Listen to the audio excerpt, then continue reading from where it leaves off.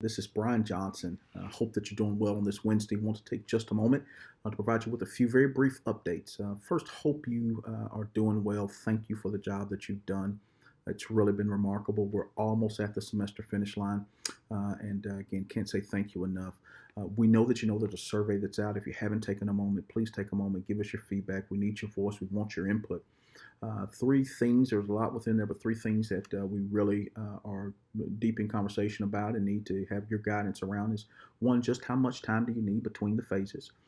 The feedback we had gotten prior to the opening of school is that people wanted as much leeway and lead time as possible, and so we landed on giving 3 weeks of information. That absolutely put us in a bind prior to Thanksgiving, as we were trying to give the next 3 weeks of guidance around that current day case count. And as cases continue to rise, that's not something that we feel that we can sustain. And so we need your feedback around that. We also need your feedback around the idea of grade banding within the phases. And so do we want to operate differently by grade band based on the phase? And then thirdly, we need your feedback around Safe Start, Great Start.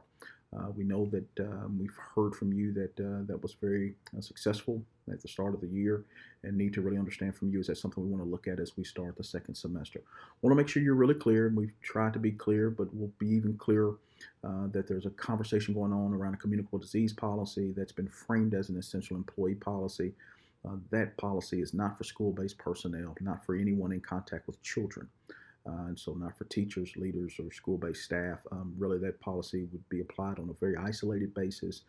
For instance, a bursted pipe in a school over a break, or even myself, maybe being on quarantine, having to come in to complete, let's say, a presentation for the budget. And so very isolated situations, not for school-based personnel that's in contact with children.